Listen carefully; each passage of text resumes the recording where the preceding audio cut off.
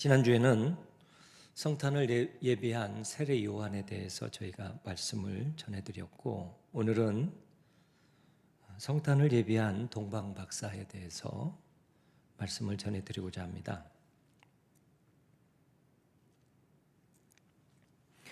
이 동방 박사 이야기는 우리 성도님들이 신앙생활을 하면서 최소 1년에 한 번씩은 들어본 내용입니다. 오늘 동방 박사가 예수님께 찾아와서 예수님께 선물을 드립니다.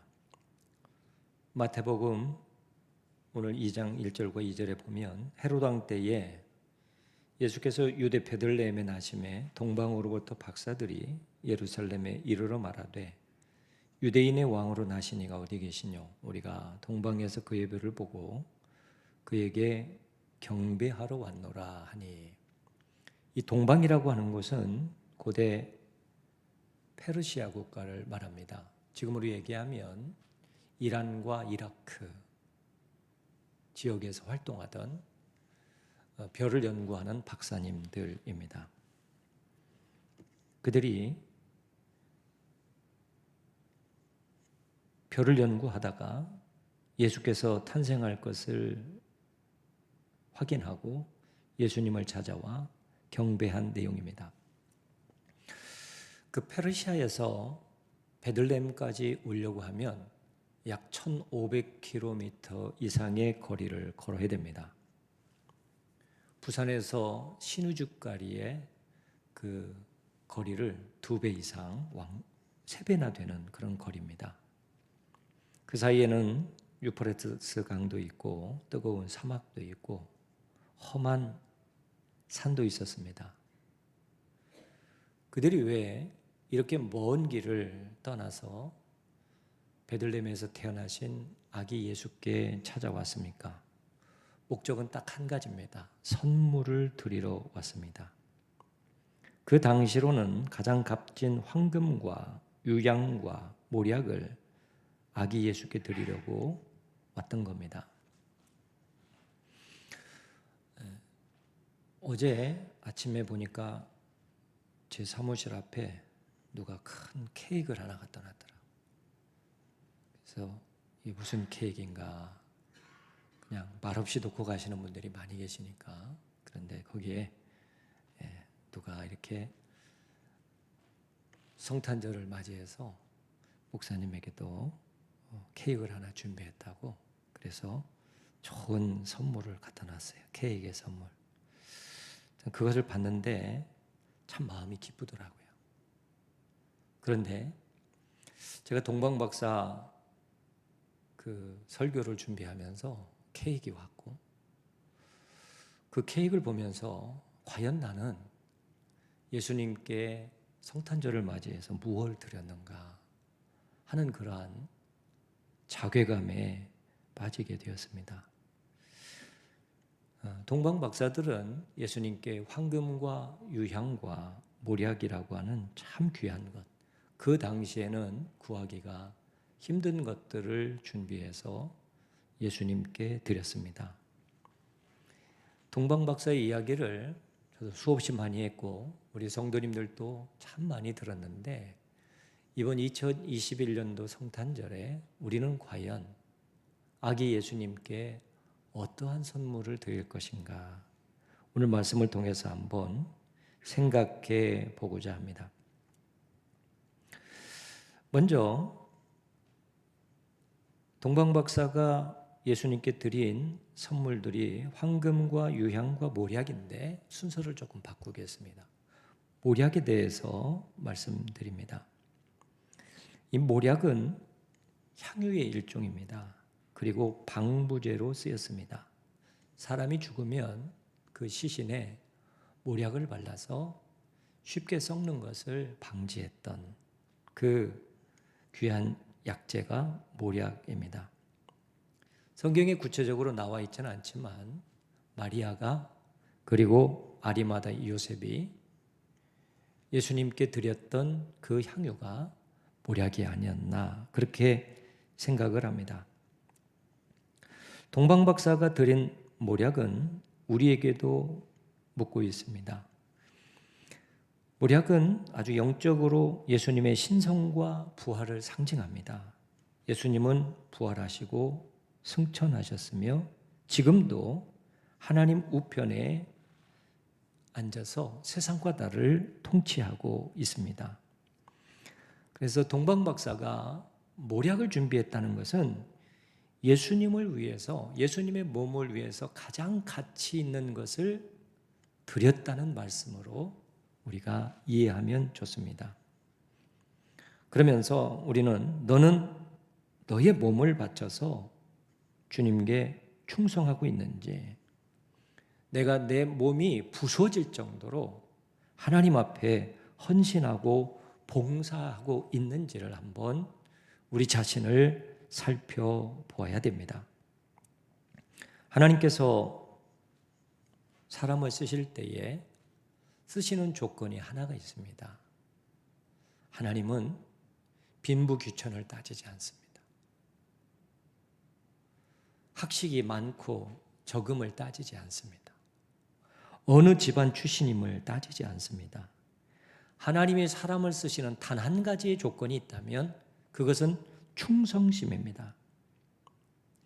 성경에 수많은 사람들이 등장합니다. 인물에 있어서, 가문에 있어서, 지식이나 인격, 성격, 남녀노소, 지역, 직업 다양합니다.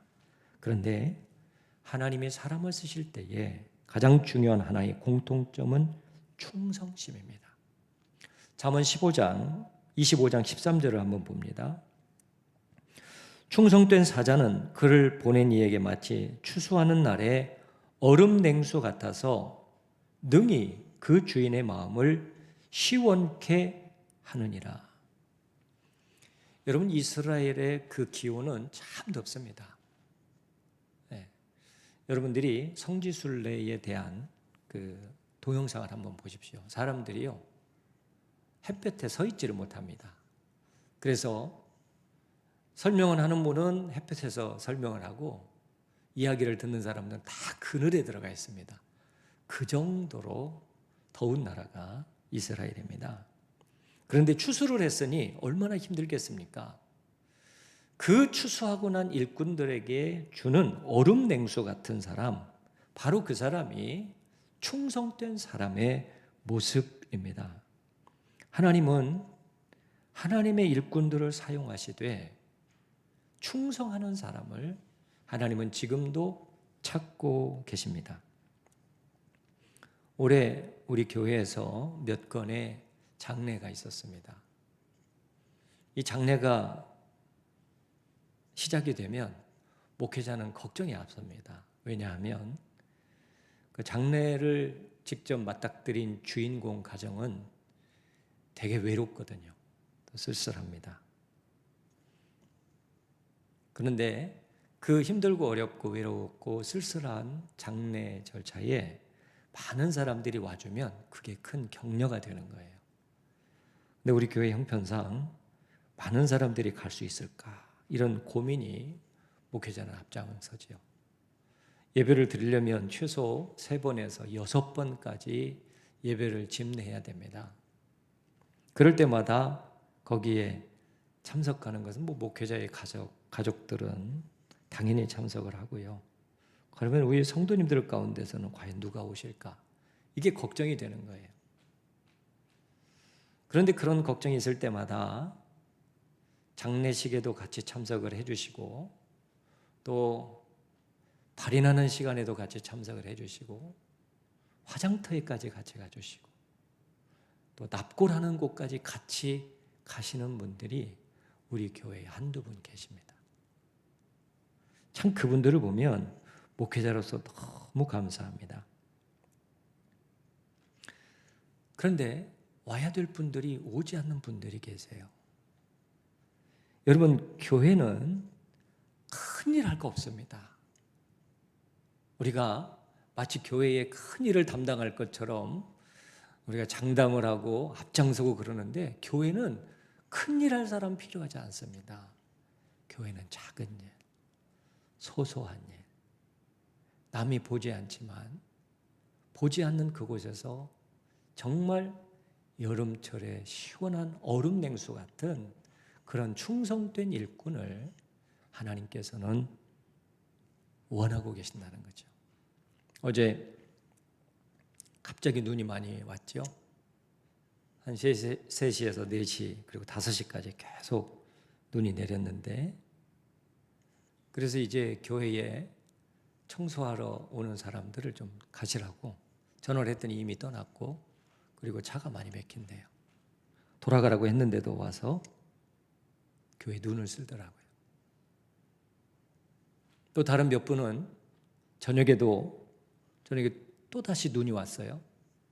그랬더니 교회 와서 다시 교회의 마당 모든 것을 다 깨끗하게 청소를 해요.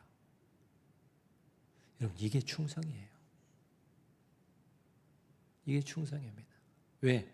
우리는 하나님 앞에 하나님의 일꾼으로 부름을 받았잖아요.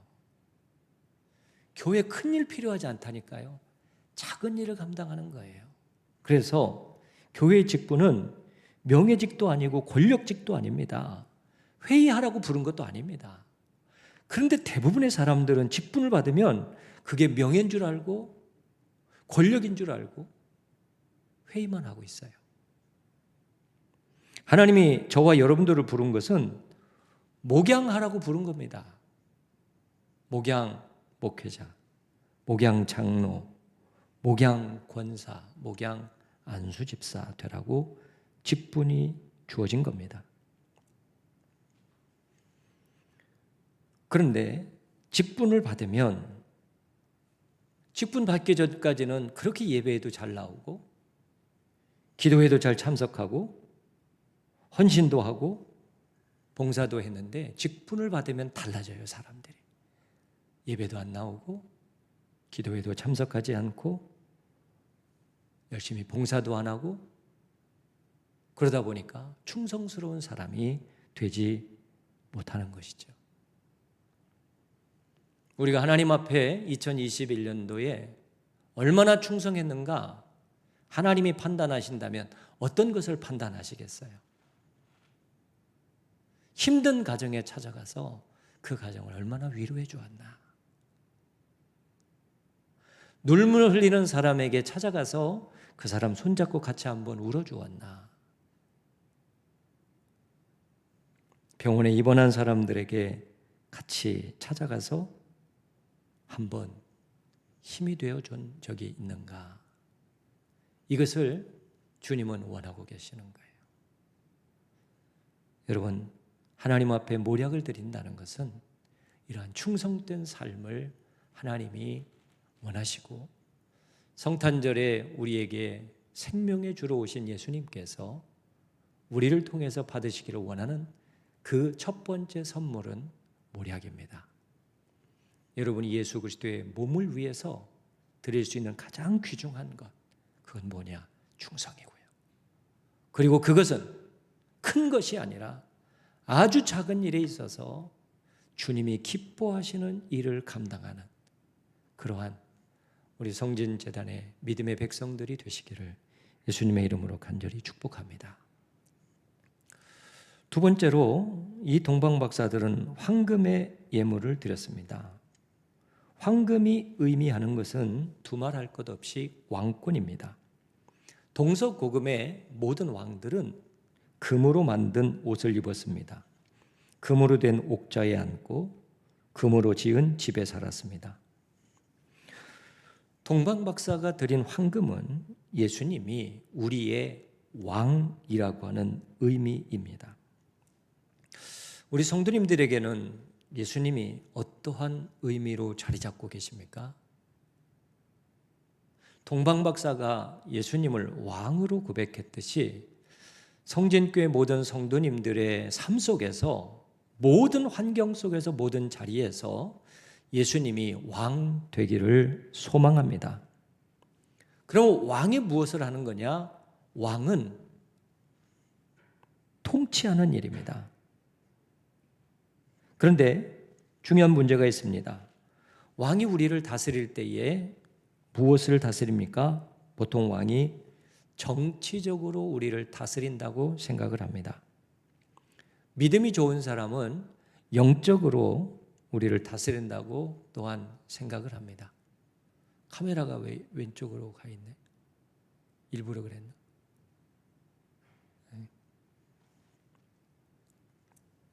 그런데 여러분, 왕이 정치적으로만 다스리는 왕은 없습니다. 왕이라고 하는 존재는 백성의 모든 부분을 다 통치하는 겁니다. 예수님께서 산상수훈 마태복음 5장과 7장에서 말씀하시는데 그중에 6장에는 크게 세 가지를 말하고 있습니다. 첫째는 기도, 두 번째는 금식, 그리고 물질입니다.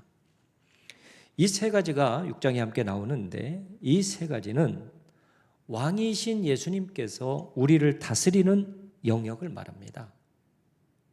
기도는 영적인 영역입니다. 금식은 먹는 문제입니다. 물질은 이 세상에 있는 자연, 피조물, 돈, 사업, 일 모두를 포함합니다. 결국 예수님께서 다스리시지 않는 세계가 없다는 겁니다. 예수님은 영적인 부분뿐만 아니라 우리의 먹는 부분, 그리고 우리가 만질 수 있는, 그리고 우리를 관여하는 모든 물질적인 부분까지도 다스리시는 왕이십니다. 그래서 왕이신 예수님은 우리의 육신뿐만 아니라 정신, 영혼과 함께 모든 물질 세계를 다스리시는 분이심을 고백하시기를 축원합니다. 그런데 물질은 뭐냐 그러면 물질은 거룩한 겁니다. 사람들 90%가 물질 때문에, 사람들이 염려하는 90%가 물질 때문에 그렇습니다. 우리가 헌금에 대해서 생각할 관점이 있는데 어려운 시대에 교인들이 힘들게 생각할 건데 과연 물질의 문제를 이야기해야 되느냐 하는 목회자의 고민이 있습니다. 여러분, 그렇지만 예수님께서는 우리의 영적인 세계와 정신 세계뿐만 아니라 물질의 세계를 다스린다는 것을 우리가 믿는다면 이 물질적인 부분도 우리가 한번 말씀을 통해서 생각해 봐야 되는 겁니다. 성경에 들이라는 말씀이 있습니다. 여러분들이 잘 알고 있는 사랑하라, 믿으라, 구원받으라 라는 말들이 많이 기록되어 있다고 생각하잖아요. 그런데 그런 단어보다도 더 월등하게 많이 나오는 그 단어가 바로 들이라는 단어입니다. 무려 성경에 2084번에 들이라는 단어가 나오고 있습니다. 예수님께서 비유하신 37가지 중에서 물질에 관한 주제가 17가지입니다. 몇 프로냐면 64%가 예수님의 비유 가운데 물질에 대한 비유입니다. 왜 이렇게 성경은 물질의 문제를 많이 다루겠습니까? 우리 자체가 물질 없이는 살 수가 없는 존재이기 때문에 그렇습니다. 물질 없이 못 살 뿐만 아니라 우리 자체가 물질입니다. 왜 교회에서는 헌금 얘기를 해야 되나? 왜 교회에서는 물질 이야기를 해야 되나? 여러분, 이렇게 생각하시면 안 됩니다. 물질 문제가 바로 우리 문제예요. 물질 문제가 영적인 문제입니다. 물질은 거룩한 겁니다. 그래서 물질에서 헌신하는 삶을 통해서 우리에게 어떤 일이 일어나느냐? 영적인 자유가 주어지는 겁니다. 많은 교인들이 11조를 구약의 율법이라고 이야기합니다. 그러나 11조는 율법이 아닙니다. 시기적으로 율법은 모세 시대에 생겼지만 모세보다 500년 앞선 인물이 한 사람이 있는데 아브라함입니다. 그 아브라함이 11조를 드리잖아요. 구약의 11조 이야기는 63번이 나오고 신약에는 6번이 나옵니다. 유대인의 탈무드에는 무려 100번이 나옵니다. 우리가 11조를 어렵게 생각하는 것은 그것이 율법이기 때문에 아니라 우리 속에 탐욕이 있기 때문에 그렇습니다. 그것을 가리켜서 성경은 만몬이라고 말합니다. 마태복음 6장 24절에 너희가 하나님과 재물을 겸하여 섬기지 못할지니라. 이 재물이 원어로 만몬입니다. 재물을 섬기는 사람은 하나님을 섬기지 못합니다. 하나님을 섬기는 사람은 재물을 다스리면서 살아가게 되는 겁니다. 그래서 11조의 정신은 물질에 대한 저항을 의미하는 겁니다. 11조의 기본 정신은 11조 하면 내가 복을 받는다는 것이 아닙니다. 11조를 하나님 앞에 드린다는 것은 내 모든 소유권을 하나님 앞에 인정하는 거예요. 나의 모든 생명이나 건강이나 물질이나 자녀나 사업이나 이 모든 것의 소유권이 누구에게 있다? 하나님께 있다고 하는 것을 고백하는 것이 11조입니다. 내가 하나님의 소유권을 인정하면 하나님께서는 나에게 물질 관리권을 인정하는 거예요. 제가 3차에 모더나를 맞았어요. 사람들은 되게 화이자를 맞으려고 화이자 하더라고요. 그래서 저도 3차에 화이자를 좀 맞으려고 했더니 안 된대요. 모더나래요. 그래서 모더나를 맞고 참 무던하게 좀 아팠습니다. 그런데 제가 아프면서 느끼는 거예요. 야, 그 조그만한 것이 내 안에 들어왔다고 밤새 잠을 못 잘 정도로 이렇게 힘든가. 그러면서 또 하나 하나님 앞에 고백하는 것이 건강도 하나님이 주셔야 되고 생명도 하나님이 주셔야 된다는 것을 뼈저리게 깨닫게 된 겁니다. 우리 성도님들은 하루하루 살면서 여러분들 삶 속에 평안함이 되어 주어지면 내가 잘 돼서 된 거라고 생각해요. 아닙니다. 한번 아파보세요. 건강이 누구에게서 왔는지, 생명이 누구에게서 주어졌는지, 물질이 누구에게서 주어졌는지를 깨닫는 거예요. 동방박사들이 예수님께 황금을 드린 것은 내 소유권이 예수님에게, 하나님에게 있음을 고백하는 거예요. 이번 성탄절을 통해서 우리 모든 성도님들이 하나님의 소유권을 인정하시기를 축원합니다. 하나님 앞에 소유권을 인정하면 하나님이 우리가 물질을 다스릴 권리를 주시는 거예요. 오죽하면 하나님이 시험하라고 하셨겠습니까? 마지막으로 이 동방박사는 유향을 예수님께 드렸습니다. 히브리어로 제사를 올라라고 합니다. 올라는 향해서 올라가는 연기를 의미하는 것이죠. 유향이라고 하는 물질은 성전에서 성도들이 기도할 때에 피웠던 향입니다. 또 모락모락 올라가는 향처럼 제사장들은 아침 저녁으로 하나님께 향을 피웠습니다. 그리고 향은 자기를 살라서 바람을 타고 하늘을 향해 올라갑니다. 그래서 제사는 유향처럼 자기를 불살라야 연기가 하나님 앞에 올라가는 겁니다. 그러면 이 유향은 쉽게 이야기하면 무엇이냐? 기도입니다. 영국의 윌리엄 템플이 이런 말을 했습니다. 한번 글을 띄워줄까요? 다 같이 한번 읽어보겠습니다. 시작. 내가 기도하면 남들이 볼 때 우연하게 하는 일들이 일어난다.